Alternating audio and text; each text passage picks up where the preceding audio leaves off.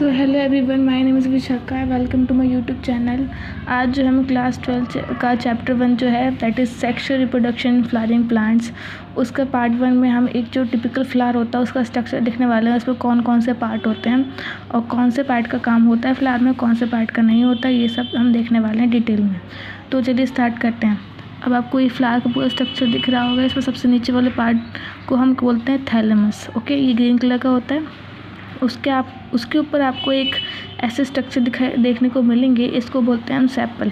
Okay, तो sepal के पूरे ग्रुप्स को हम क्या बोलते हैं? कैलिक्स बोलते हैं। उस आपको थैलेमस के जस्ट ऊपर एक स्ट्रक्चर दिखाई दे रहा होगा, ये बेसिकली हमारा फीमेल रिप्रोडक्टिव पार्ट होता है प्लांट का। ओके, फ्लावर का।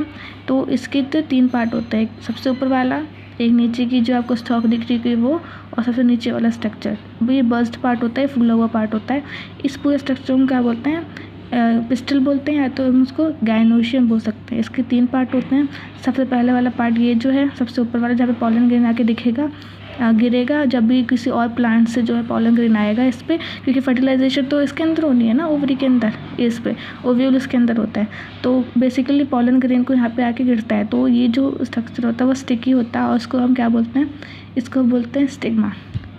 ठीक है, और उसके नीचे वाला पार्ट जहाँ से हम पॉलन ट्यूब आएगा और यहाँ पे आके उसकी फर्टिलाइजेशन होगी। ठीक है, पॉलन ग्रेन की। तो इसमें जो नीचे वाला स्ट्रक्चर दिख रहा है आपको, ये इसको हम क्या बोलते हैं? स्टाइल। और सबसे नीचे वाला स्ट्रक्चर है, इसको बर्स्ट पार्ट को हम ओवरी बोलते हैं। इसके अंदर ओव्यूल होता है। तो ओव्यूल क्या होता है? जब फर्टिलाइजेशन हो जाती है तो ओव्यूल क्या बन जाता है? हमारा सीड बन जाता है, और ओवरी जो होती है वो फ्रूट बन जाती है। राइट, तो आपको थैलेमस से होता वो ये पार्ट दिखाई दे रहा होगा, दैट इज़ ये वाला। इसको ये क्या होता है? हमारा मेल रिप्रोडक्टिव पार्ट होता है फ्लावर का। ठीक है, इसके 2 पार्ट होते हैं, एक ऊपर वाला एंथर और नीचे वाली जो आपको स्टॉक दिखाई दे रही है उसको बोलते हैं फिलामेंट।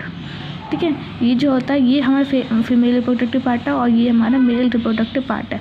ऊपर आपको ऐसे करके दिख रहे होंगे स्ट्रक्चर, इसको हिंदी में पंखुड़ियाँ बोलते हैं फ्लावर की।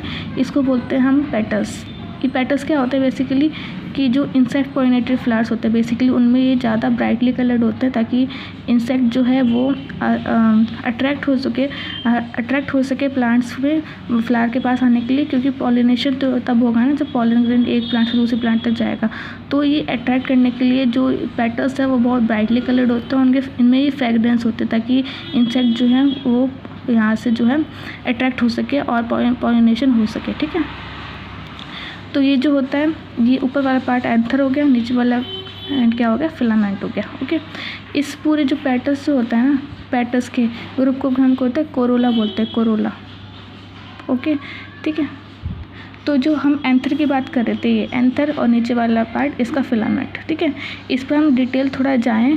ये मेल रिप्रोडक्टिव पार्ट है, तो इसमें क्या होता है?